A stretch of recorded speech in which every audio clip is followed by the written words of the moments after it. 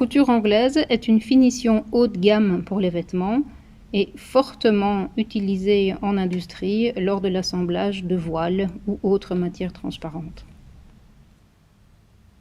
Pour réaliser la couture anglaise, on va procéder exceptionnellement autrement. Pour assembler la partie D avec la partie E, on va commencer par les positionner envers sur envers, tout en respectant l'assemblage d'écran comme précédemment. Cette couture a la particularité de ne pas être surfilée et par netteté, les valeurs de couture sont emprisonnées à l'intérieur d'une autre valeur de couture. Première piqûre à effectuer à 5 mm. Exceptionnellement envers contre envers, bord à bord, cran sur cran. En fonction de la machine, observez l'écart pour piquer à 5 mm et, si possible, positionnez le guide aimanté à cet écart.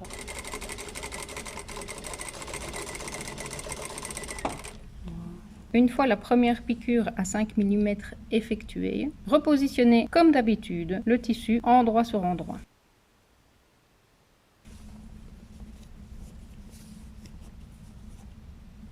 Pour ce faire, dégagez correctement le sillon, grattez la valeur de couture. Après avoir gratté le sillon de la valeur de couture, si le tissu le nécessite, repassez la première valeur de couture ouverte en dégageant bien le sillon. Positionnez le tissu endroit contre endroit en dégageant bien le sillon. Positionnez le sillon bien en crête et repassez. Piquez la valeur de couture à 7 mm. Positionnez le guide aimant à 7 mm de l'aiguille et piquez bien en parallèle.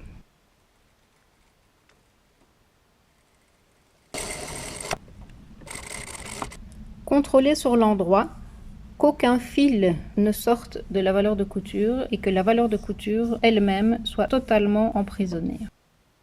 Bien tendre les deux extrémités de la couture, bien dégager le sillon côté endroit, coucher la valeur de couture vers le côté souhaité et repasser dans le sens de la couture.